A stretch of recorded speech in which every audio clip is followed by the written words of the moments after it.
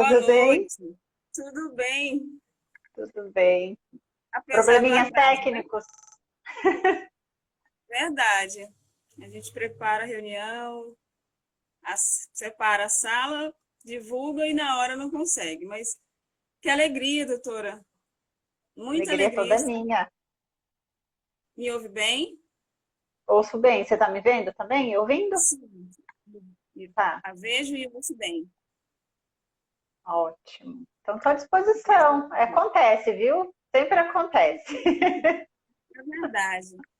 Bom, com muita alegria e satisfação, realmente, essa é a palavra que, pela Comissão da Criança e Adolescente de Marabá, subseção AB Marabá, tivemos essa iniciativa, né, de convidá-la. E, bom, já temos um atraso, né? Um pequeno atraso, eu deixo, né? Deixo aí, Marabá abre as portas para ele receber.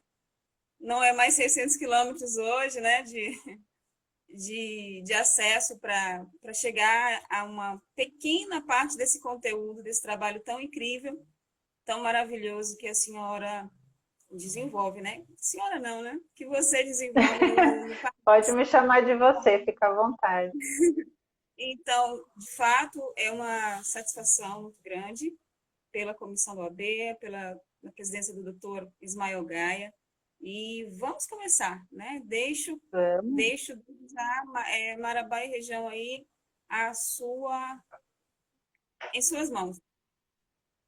Maravilha. Primeiro quero agradecer o convite. Eu amo essa terra. Não conheço Marabá, só conheço Belém, né? Que fiz alguns cursos por lá, mas fico muito feliz, né, de ter essa oportunidade de falar desse tema tão difícil, tão, né, às vezes algumas pessoas consideram um tema muito pesado, mas é um tema de extrema importância. A gente não pode deixar de falar sobre ele, ainda mais nesse mês, onde nós comemoramos, né, o 18 de maio. Estamos terminando maio, mas não estamos terminando as nossas ações. As nossas ações acontecem o ano todo, intensamente. É claro que maio a gente tem mais visibilidade, né? Os convites estão assim todos os dias, todas as horas. A gente não dá conta de participar de tudo, infelizmente.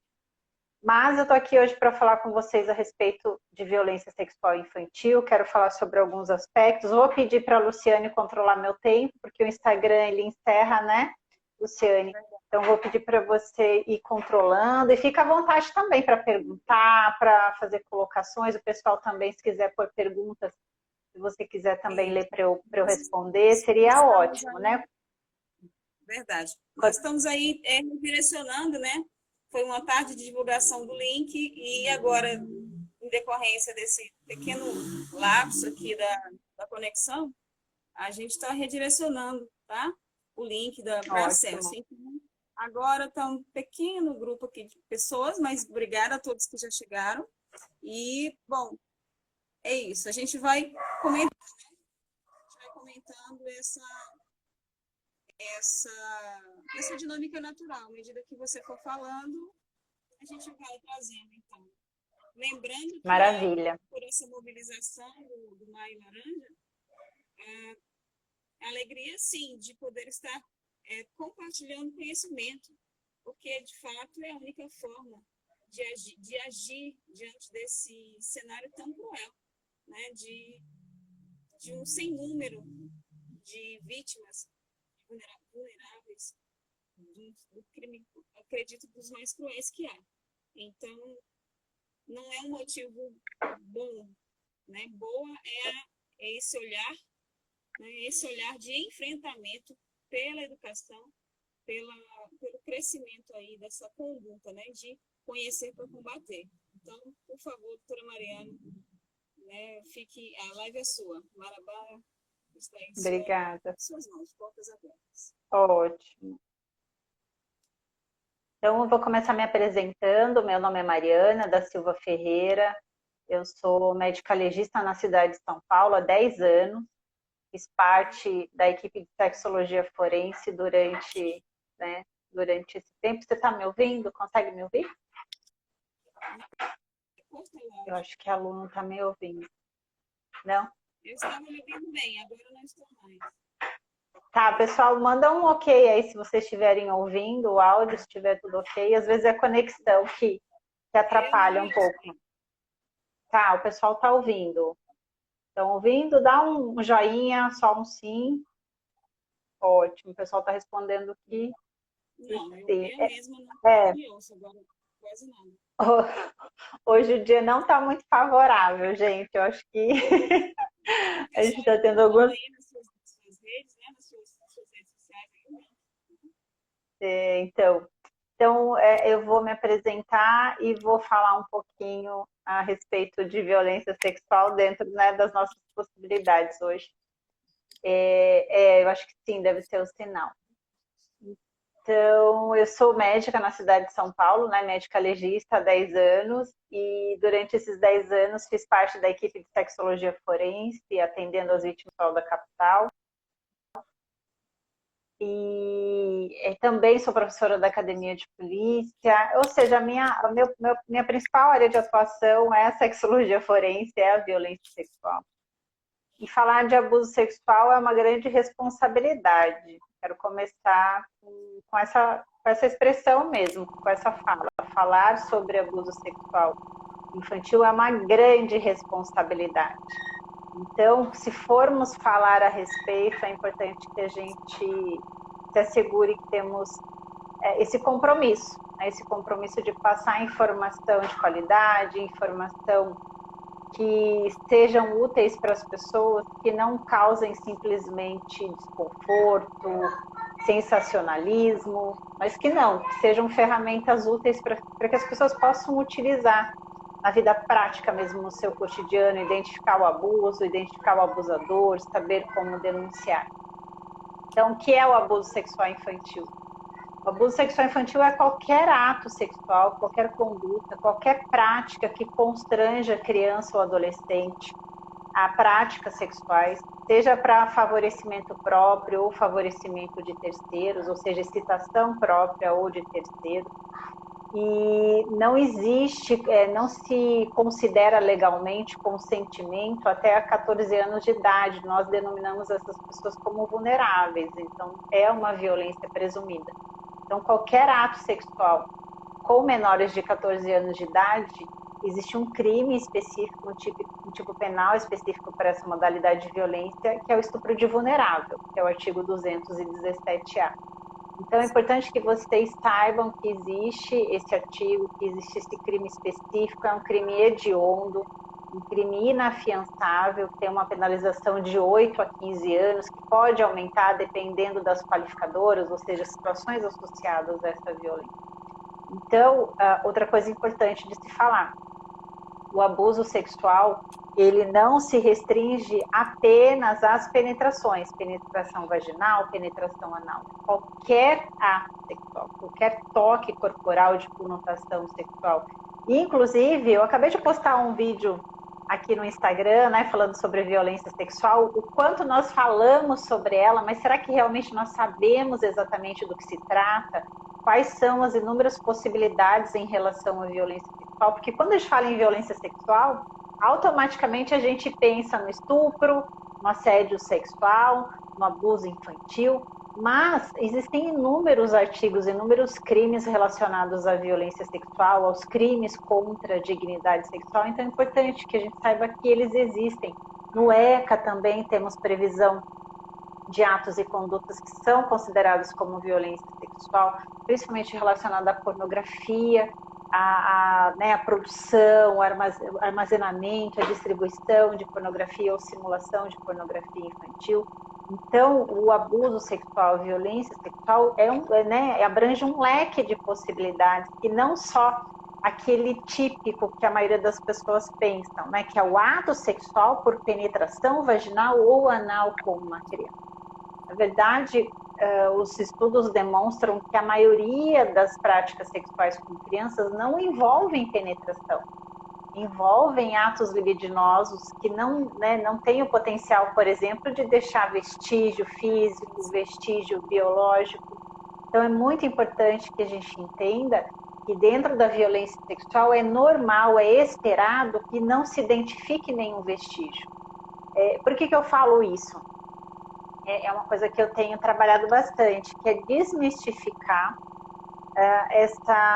esse pensamento que a maioria das pessoas tem, inclusive o judiciário, de entender que uma perícia, né, uma perícia sexológica, por exemplo, negativa, é o mesmo que não houve a violência.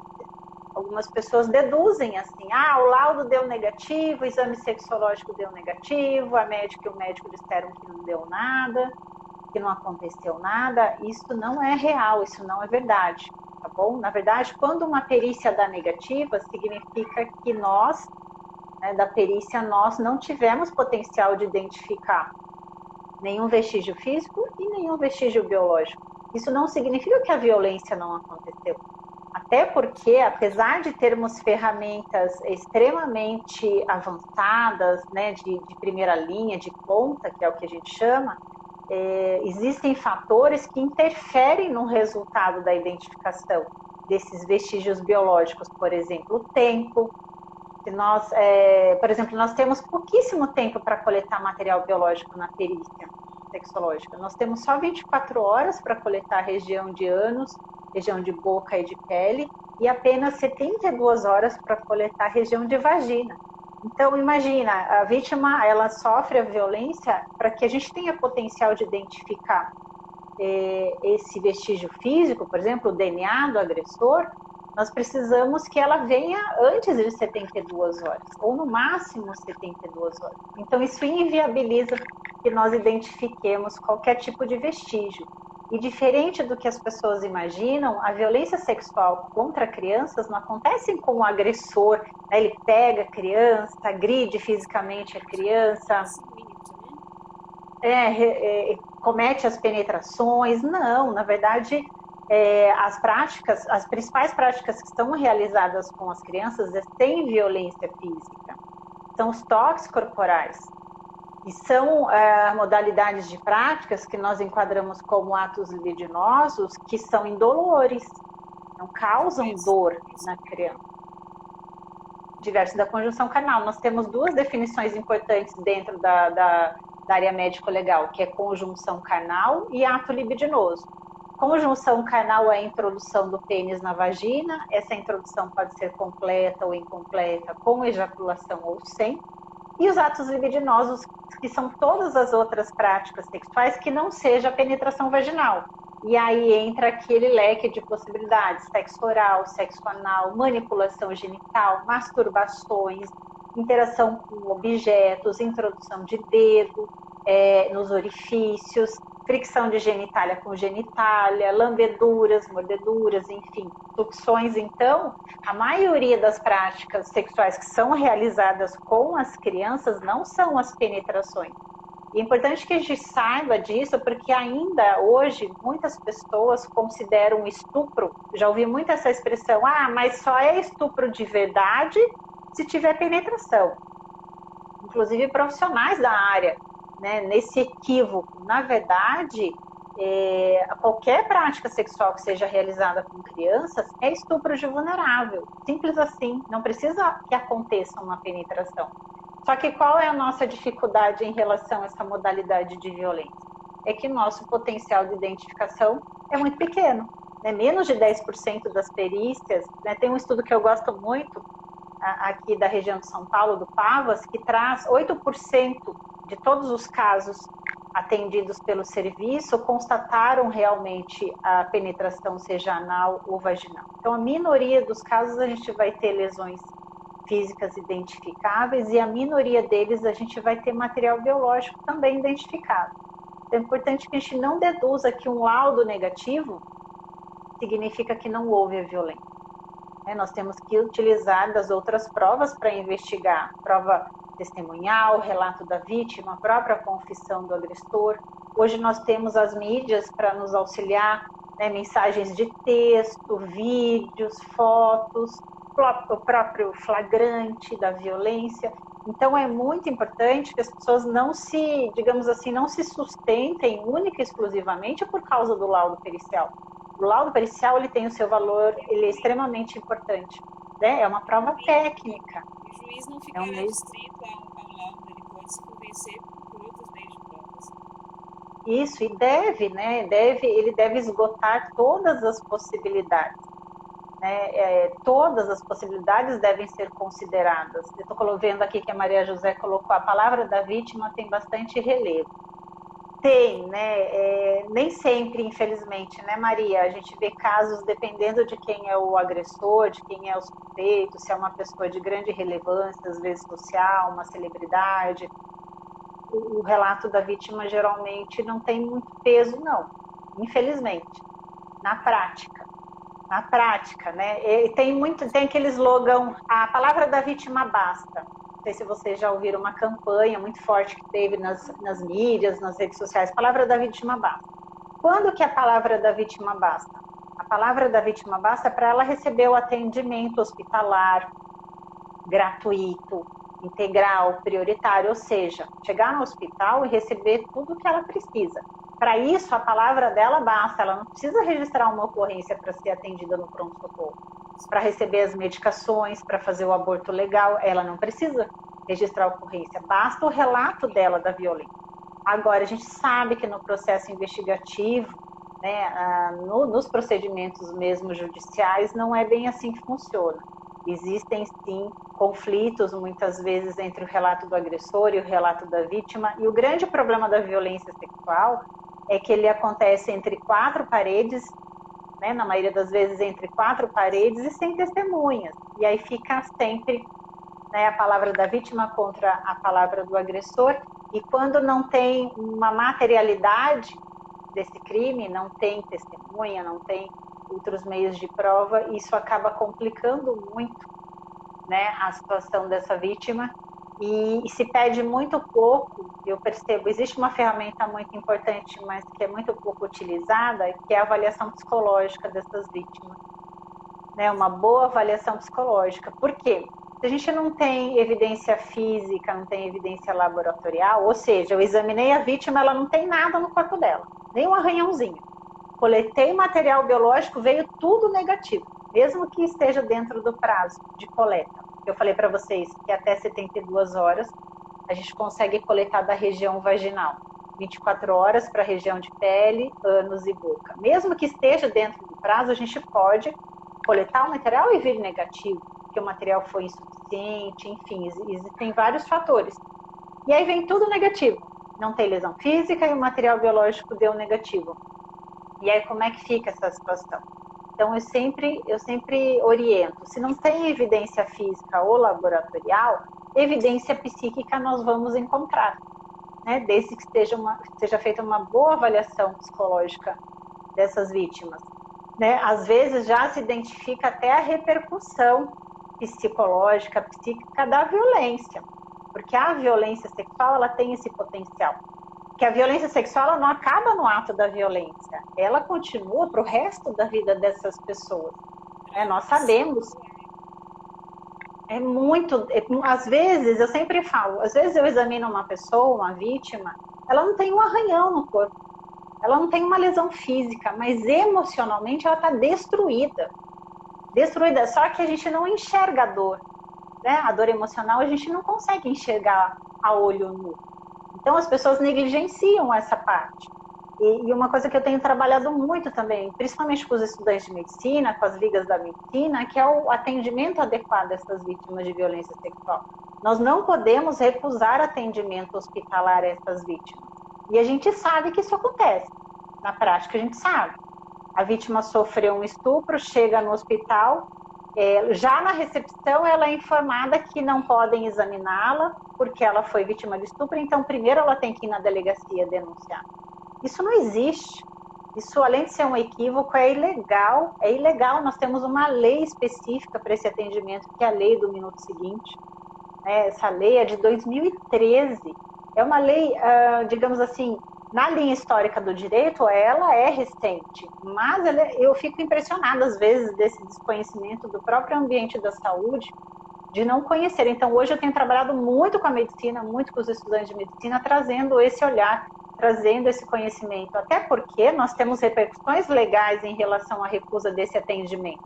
Você recusar atendimento a uma vítima de estupro, você não sabe se ela está machucada, se Você não sabe se ela está com sangramento, com uma lesão importante. E aí, ela vai ficar sentada quantas horas lá na recepção da delegacia? Né? E depois vai ter que ir para a perícia, machucada, com dor. Então, muito importante que as pessoas entendam que, em primeiro lugar, é a saúde. Em primeiro lugar, é a saúde dessa pessoa. Ela tem que ser atendida, ela tem que ser examinada, ela tem que receber as medicações, as lesões têm que ser tratadas. Se precisar de cirurgia, tem que fazer a cirurgia o mais rápido possível, em alguns casos, que são cirurgias de urgência. Então, as pessoas confundem. Ah, não, precisa, né? Eu falo que existe né, deturpou o olhar em relação à vítima como se ela fosse um simples meio de prova. Esquecem que ela é uma pessoa que muitas vezes ela está com dor, está machucada e também está com alguma alteração emocional, psíquica e até psiquiátrica, porque algumas vítimas já têm algum transtorno psiquiátrico que exacerbam durante a violência, que é o estresse pós-traumático. Nós temos uma situação de estresse muito grande naquele momento que pode acarretar o quê? O desequilíbrio, né? A exacerbação de sintomas que essa pessoa já tem.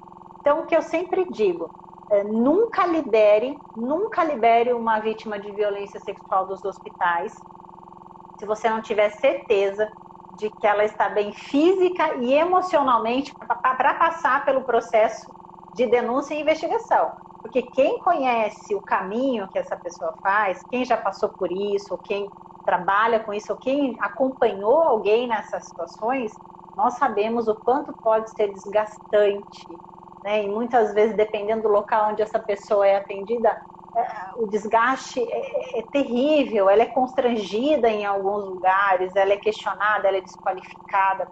Então é importante que essa pessoa esteja bem, esteja alimentada. Quantas vezes já não recebi, 3 horas da manhã, né, na perícia, famílias inteiras, que não comiam há horas. Famílias que não tinham dinheiro para voltar para casa, para condução. Chegaram lá na delegacia, tipo, no meio da tarde, chega na perícia no meio da madrugada, e aí? Né? O que está se levando em consideração, né, nessa situação? É a prova? É o meio de prova ou são as pessoas? Qual é a preocupação com as pessoas? Ah, não, precisa ir o quanto antes para coletar material biológico, porque senão vai perder material biológico. E o neném que está sem leite na mamadeira? Será que as pessoas pensam nisso? Nesse contexto, doutora, é muito importante se implementar, de fato, né, de maneira integral, os centros integrados, né, que estão na lei de escuta e depoimento especial.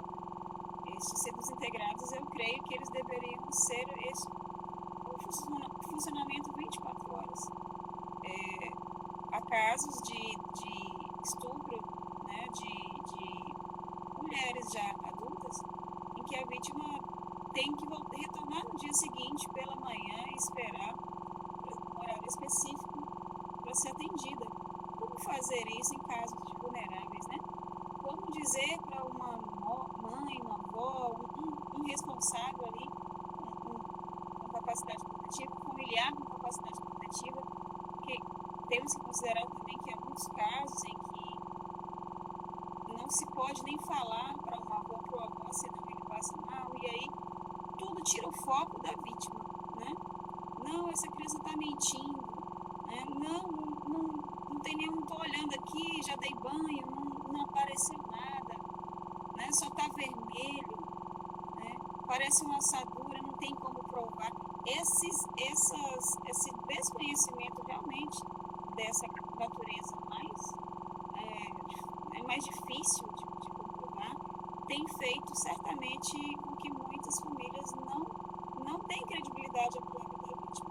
Eu vejo que, primeiro ponto, sem dúvida, é que as famílias, que os responsáveis com capacidade protetiva, ainda que não sejam a família natural, né, mas a família extensa, alguém que tenha esse olhar protetivo, que ele não descredibilize a palavra da vítima, né, e que imediatamente, vamos imaginar que toda a lei já tivesse sido cumprida como prioridade absoluta, né, que é o que a primeira infância temos ainda. Então, quantas leis? Eu creio que não faltam dispositivos legais. O que falta certamente é esse olhar, primeiro da família, primeiro, né, âmbito ali de proteção que deveria ser, mas em seguida, para evitar a revitimização de todas as formas, eu vejo que eu tenho um olhar muito específico sobre essa questão das provas, dessa trajetória que você acabou de narrar. Né? Ficar na madrugada, ter dinheiro, deveríamos ter já esses centros integrados, né? Implementados e funcionamento 24 horas, né? Todos os dias da semana. Eu concordo e fiz parte de um serviço como esse. O programa Bem Me Quer aqui na cidade de São Paulo, nosso IML fica dentro do ambiente hospitalar e é um programa que não fecha nunca, ele é 24 horas/7, literalmente, não fecha no Réveillon, no Natal. As pessoas sempre me perguntam, nossa, Mariana, até no Réveillon, até no Natal, até no Réveillon, até no Natal, eu já passei vários plantões lá com a equipe, né? A gente tenta a gente tenta, né, se cumprimentar no Réveillon. Até o meu último ano de plantão foi de Réveillon. Então, é importante, sim, que exista esse acesso 24 horas, um acesso multidisciplinar. Então, por exemplo, o programa Bem Me Quer, a gente tem um IML na frente do pronto-socorro. Então, a vítima chega, ela é periciada, ela é atendida no pronto-socorro, ela é encaminhada para o serviço social, depois ela é encaminhada para a psicologia. Se precisar encaminhar para os ambulatórios também, tudo é feito naquele momento. Então, naquele único momento, naquele único espaço físico, ela faz tudo o que ela precisa. O único ambiente diferente é a delegacia de polícia.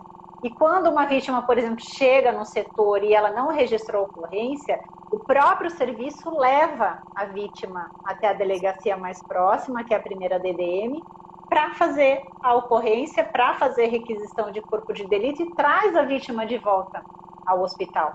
Então, é um programa que ele é premiado, ele é referência, e é um programa que funciona muito bem e traz essa humanidade, né? Essa humanização de que a vítima tem acesso a qualquer momento. Que nem você falou, que ela não tenha que, né, ela busque, faça a denúncia, ela não precisa esperar o dia seguinte ou o outro dia, ainda dependendo da localidade, ou tenha que se locomover por muitos quilômetros para receber os cuidados. Mas é importante que as pessoas tenham consciência também. Qual é a urgência? Conheçam os prazos de coleta, porque também se você vê que uma pessoa está muito desgastada, emocionalmente, fisicamente, exausta mesmo, porque é um processo que deixa as pessoas exauridas, literalmente. Dá para ir para casa descansar e ir no dia seguinte, pela manhã? Existe essa possibilidade? Ela vai mesmo? Podemos nos assegurar que ela vai? Né? Então, todos esses detalhes, a gente tem que ter esse olhar diferenciado, porque cada caso é um caso, não é verdade? E se a gente faz a vítima ficar transitando pela madrugada fora, né, pelo centro da cidade, às vezes sozinha, não tem como voltar para casa, a gente tem que se assegurar também, né, dessa questão social.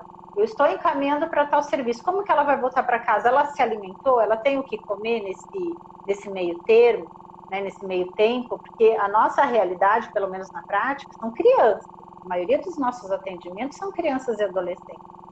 E às vezes vem famílias inteiras. E isso é revitimizar. Né? Isso é causar dano também. Não é? Porque fazer essa pessoa passar por todo esse processo ao longo do dia, à noite, madrugada, também é uma nova modalidade de violência. Então a gente tem que se atentar a esses detalhes. Né, ter esse olhar diferenciado, ter esses centros estruturados, mas é claro que não é a nossa realidade, é o nosso sonho, a nossa vontade.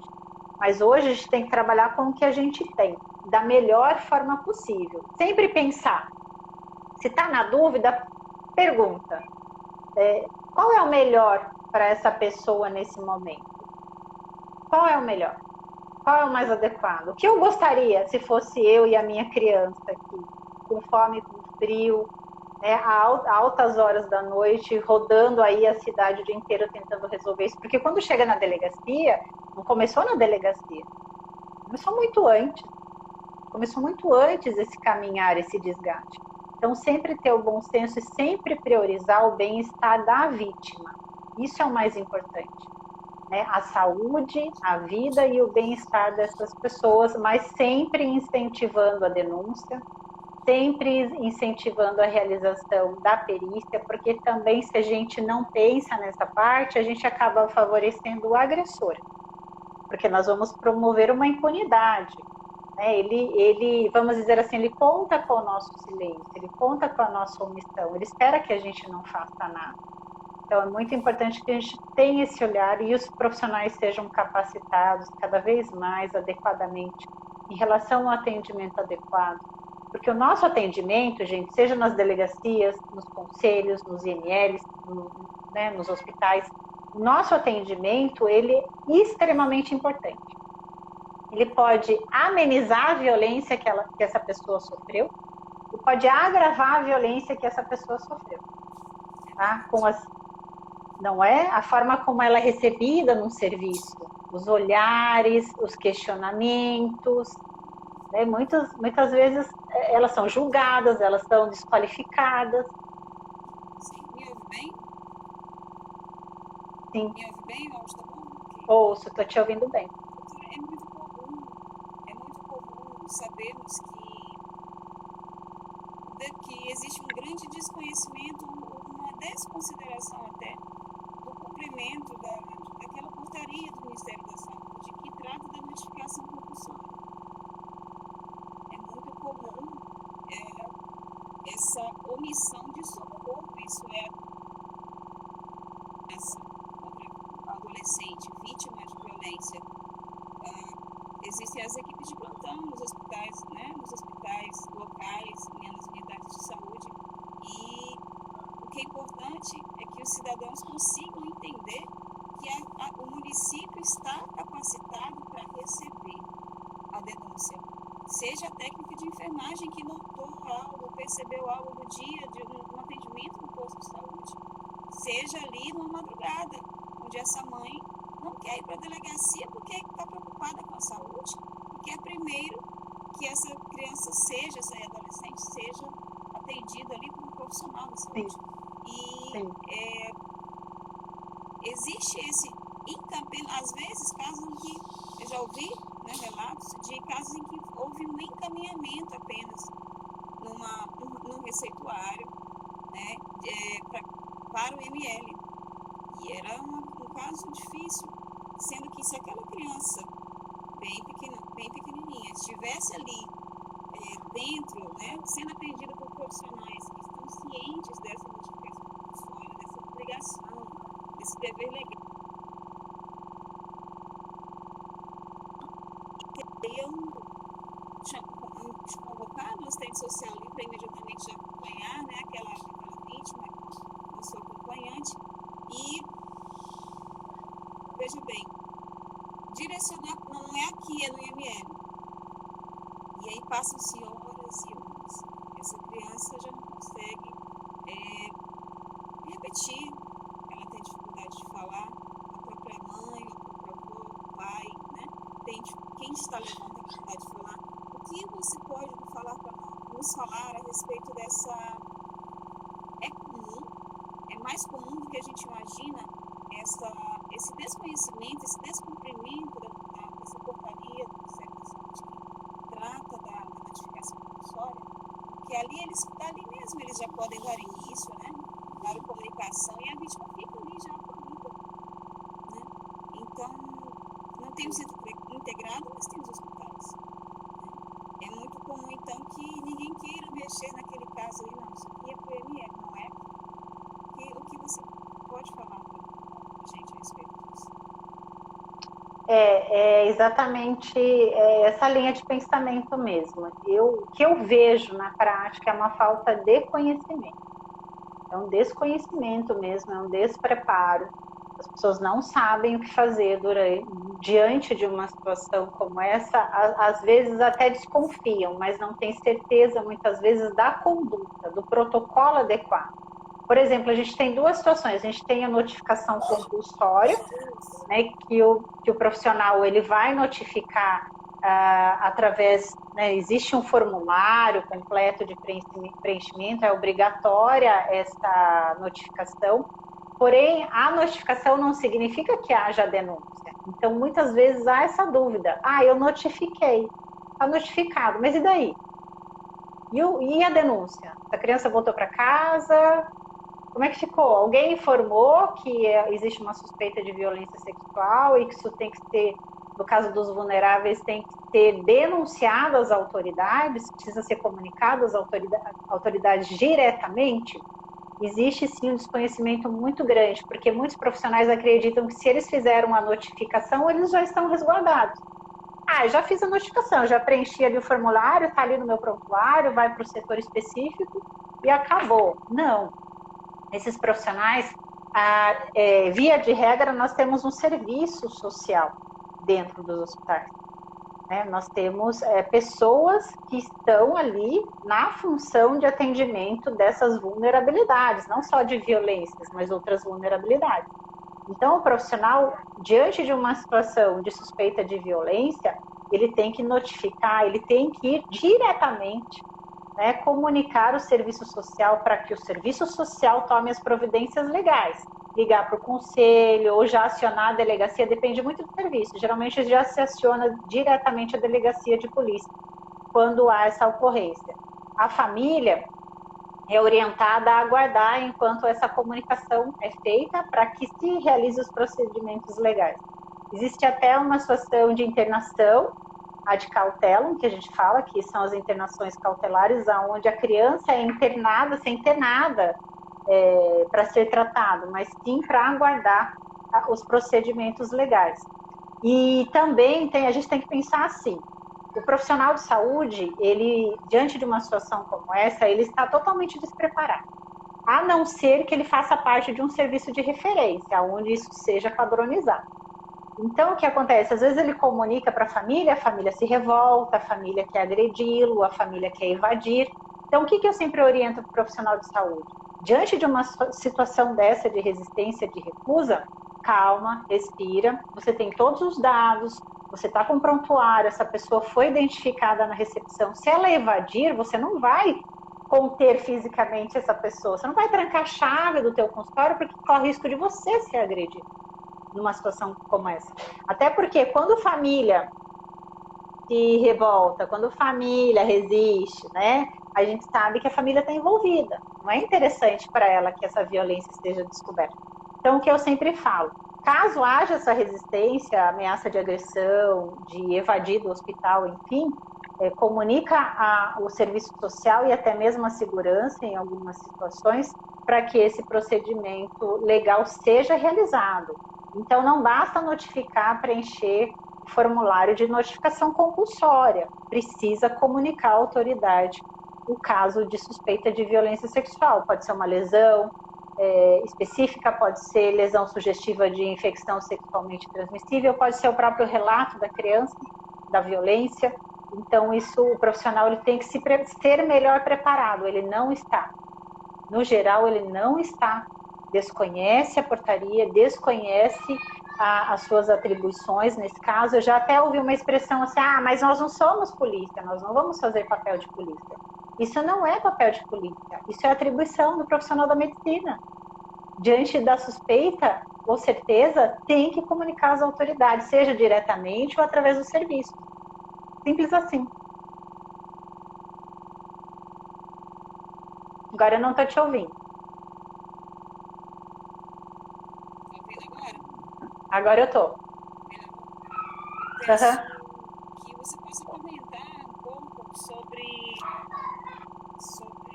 os casos mais difíceis, alguns casos mais difíceis que você já encontrou aí no IML São Paulo. Né? São mais de 10 anos de experiência, né? E eu achei muito importante quando eu ouvi você falando em treinamento, de que houve um momento de indignação, né, de inconformismo, que você não suportava mais apenas atender. E você então passou a desenvolver esse trabalho que estamos fazendo aqui hoje, né? Quem convidar, onde tiver agenda, você está aí presente. E você comentou alguns casos, assim, dos mais, né, vamos falar emblemáticos, né? Por mais difícil que seja, assim, para nos dar uma noção dessa realidade, né? foco de vítimas vulneráveis, crianças e adolescentes. Sim, são 10 anos de sexologia forense. Nesses 10 anos foram quase 4 mil casos só de violência sexual, só de perícia em violência sexual. Infelizmente, a maioria de crianças e adolescentes. Então, não só eu, mas qualquer profissional que trabalhe nessa área, eu posso dizer para vocês que eu vi coisas que ninguém deveria ter que ver, né, na vida. Não só vi, como toquei, conversei. O que vocês ouvem falar nas mídias, nos jornais, nas redes sociais, eu peguei na mão essas violências, literalmente, né? Examinei, toquei. Então, o que eu posso dizer é uma violência muito cruel, é uma violência muito perversa. Quando você trabalha com violência, isso nos mexe muito com a gente em todos os aspectos, porque nós temos contato com o que há de mais negativo na humanidade, ou seja, o resultado de uma crueldade, de uma perversidade, algo que você questiona se aquilo é humano mesmo. O que fizeram com aquela criança veio de um ser humano, porque isso vai contra o conceito de humanidade que nós temos. E isso nos coloca em conflito em relação a várias coisas. A diferença de quem trabalha com violência, como eu, é que apesar da dor, apesar da violência, apesar de tudo isso, nós conseguimos fazer o nosso trabalho com técnica, com qualidade e imparcialidade, porque a imparcialidade é a alma da perícia, né? Mas não deixamos de ser pessoas, nós sofremos como todo mundo, nós sentimos dor como todo mundo, nós choramos também.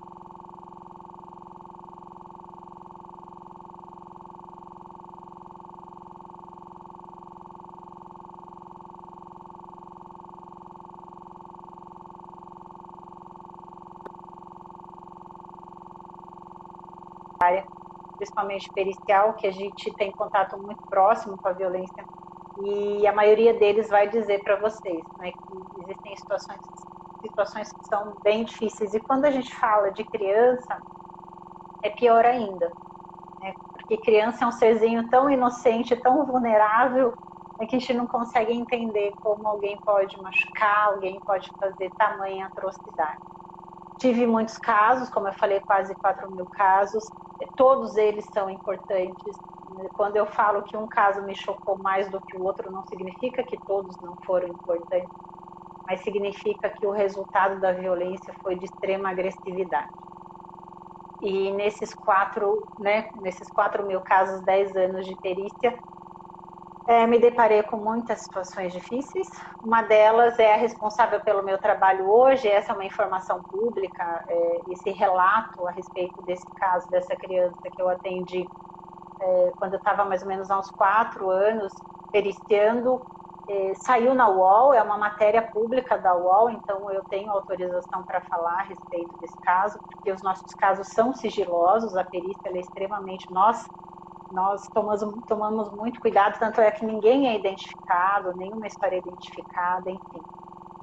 Mas foi de uma criança de 3 anos de idade que foi vítima de estupro pelo vizinho, e quando eu a atendi, ela estava muito machucada, ela estava machucada assim, sangrando muito, absurdamente machucada. E eu lembro de que esse caso mexeu muito comigo, porque eu não esperava encontrar aquele tipo de lesão. Sinceramente, eu não esperava. E foi um caso cirúrgico, né? Foi uma criança que foi para cirurgia de urgência, precisou de reconstrução de várias estruturas do corpo, precisou de transfusão. O cirurgião, na época, chegou a falar comigo que aquela criança, ele não entendia como aquela criança tinha sobrevivido. E diante daquela situação, foi um momento especial mesmo para minha carreira profissional, foi quando eu entendi que para eu conseguir continuar fazendo o meu trabalho na perícia, atendendo muito, todos os plantões, eu precisava de achar um outro propósito, vamos dizer assim.